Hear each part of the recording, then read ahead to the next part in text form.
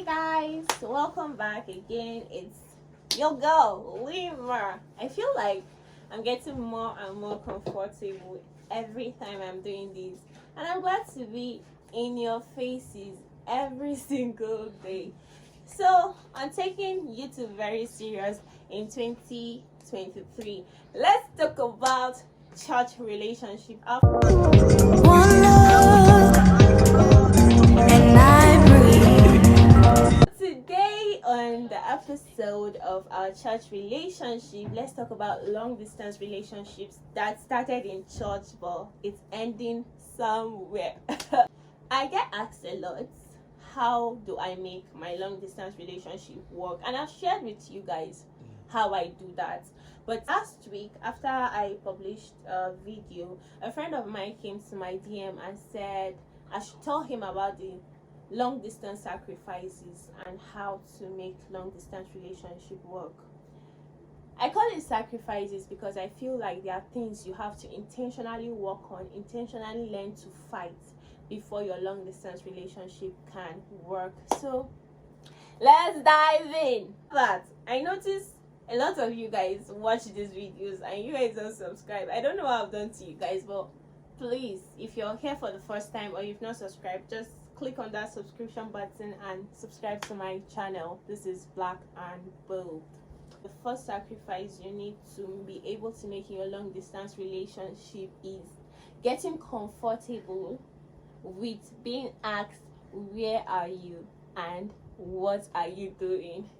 This is very tricky. When guys ask us, or when these church men or godly men we are dating ask us, where are we? It's very easy for a girl to say, where are you? Oh, I'm in the market though. Can you imagine this former woman is dragging for more price with me? And the moment you turn the question back to the guy, to this long distance relationship, and you're like, hello babe, where are you? And he's quiet. All of a sudden, where are you? Sounds like a very disrespectful question. Or you're like, hello babe, what are you doing? And then the next thing is, you know what? I feel like you're acting like my mom. You keep asking me, where are you? Have I eaten? Go and eat though. Somehow, I just figured from a lot of people that their men don't like these questions. Their men are not comfortable with it. And it's actually not because they feel like you're acting like their mother. It's because they feel you are asking them for too much. They need to tell you, they need to be accountable to you, and a lot of men hate accountability. Nothing wrong. I mean, I know you're spiritual, your tongue speaking, she should trust you, but there's nothing wrong in being ready to answer when accountability calls on you. If she asks, where are you? Oh, I'm at home. What are you doing? I'm doing nothing.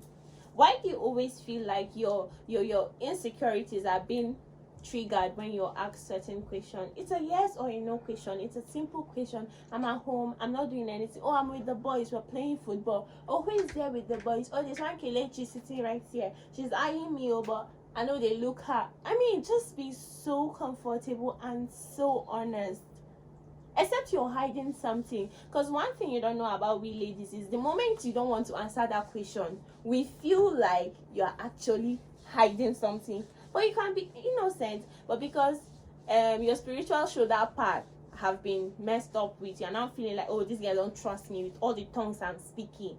But then the moment you don't answer her question, she now feels like, oh, this guy is, maybe that his scholar ministry girl is around, that's why he's not answering. Please, love works hand in hand with accountability. Just be accountable. Where are you? I'm not around, I'm with the boys. The same way she finds it exciting, we actually find it exciting, except if she's doing something wrong. It just feels, okay, this person cares, this person wants to know my whereabouts. So that is the first sacrifice for long distance relationship to thrive well. Be comfortable answering some questions and don't feel like anybody is asking you to do more than you should be doing. So the second sacrifice for your long distance relationship to thrive is this one that you guys, from my blogging career down to this YouTube thing, everybody keeps asking me this one. Who should come first? Do we need to talk every day? It is not a competition at all. I don't know how to emphasize this, but I'm going to say it again. You are not in a competition. Yes, you Who should call first? The first person that is awake should call first, if you need to hear it. Who should call last? The last person to go to bed, or the first person to go to bed. If you're feeling sleepy, I'm not a night person, so I know that by 9 p.m., 10 p.m., I'm already sleepy. So I call and I'm like, okay, babes, I'm going to sleep. We do our night calls and we end the call. You see, this call thing, it will eventually become a problem if you guys cannot agree on one thing. And Amos 3:3 again, can two work together unless they agree. So you need to be able to agree. I don't know how this becomes a problem. Sending messages, good morning, love messages. It doesn't have to be every day, but whenever you remember to, or when you're being intentional, you remember to send messages in the morning. It doesn't matter whether, oh, he has sent me messages or he has not sent me messages. There's not a competition. And when you start a habit, you help the other person be able to stay consistent with the habit you start. So it's the easiest way. If you want to be loved, you show the person how you want to be loved. This is something that has worked for me personally. Sometimes we really need to help each other out. We're not perfect. I know how I want to be loved, but this man doesn't know how I want to be loved. It's easier to say how we want to be loved. Let me say something silly. You know how sex therapists will literally tell you, you need to tell the person how to please you. It's just the same with love. Emotions, you need to tell the person how you want to be loved. Some of us have different love language. For me, my love language is quality time. If you like, stay from morning to afternoon with me. Once you are missing by evening, I'll feel like you're not giving me enough time. And for you, your love language might be support. Act of service, which is equal to support, being helpful. And maybe I'm doing something and I'm not being helpful, so you just sit down and you're angry in the kitchen, you're feeling this wife, you're regretting this relationship, when all you can do is speak. Communication, it is key in everything. So learn to tell the person how you want to be loved. Oh, I didn't appreciate the fact that you didn't call me this morning. I wish you could talk this often. I didn't appreciate the fact that I didn't wake up to your text message. I wish you could text more often. I don't think you are speaking my love language. Chidima, my love language is not physical touch. I said, you've seen me. My love language is actually words of affirmation. So Chidima stops wasting her time.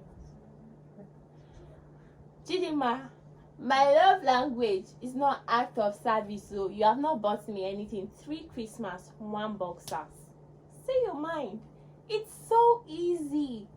Talk, communicate. You have a strong tool in front of you. Use it, communicate. A lot of long distance thrive on communication. There is no relationship if you guys are not communicating. So I don't even understand how you guys are in a long distance relationship and you're following people that used to see every day to fight and you're not talking for 2 days. Guy, you resume the next day and your relationship has finished. Because what are you doing? That's the only way you feel connected. So the moment there's a misunderstanding between you guys feel very far apart. That's because the tool, the medium, the platform is your communication. If you're not able to spend quality time talking, whether quality time is your love language or not, your long distance relationship will not reach anywhere. It will not sail oceans, it will not climb mountains. Stop deceiving yourself. So if you just figure out what works for you, obviously if you're failing that way, it means it's not your key. Go and look for somebody that is living within your neighborhood or your village, so that when we're coming for your wedding, we'll not travel too far. Final key I'll be sharing with you guys is, how do you guys fight? How do you guys argue? How do you guys fight? At the end of the day, how you argue or how you fight will determine how your marriage will last or how your relationship will last. One thing I have come to understand is, we're not fighting against each other. We're fighting for each other. It's you and I fighting to make us work, not fighting to separate us. Usually when people fight, you guys are fighting so that one person can dominate. You guys are fighting so that one person can have the territory. But this time around, you guys are fighting for the territory for both of you. So note, you're not in any ways fighting against each other. you guys are fighting for each other. You guys are fighting, always remember that there's no point shouting at each other, there's no point raising your voices. You guys are talking to each other. I learned something the hardest way. I hate it, I still very much hate it, but I learned something the hardest way. Keep quiet for one person to finish talking when you are fighting. That is the most difficult thing I've ever learned in my entire life. For me, me like this, if you're a girl that can fight very well, they have taught me how to keep quiet.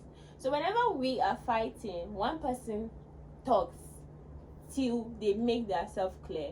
Then you can now, the points you are able to pick from that argument, you can now pick it and talk.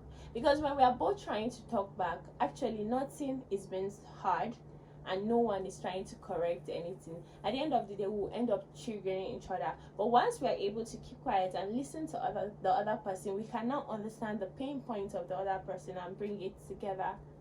So you guys are not fighting each other, you're fighting for each other. It's important to fight each other kindly. When you're fighting, stop saying harsh words. Harsh words some harsh words can never be taken back.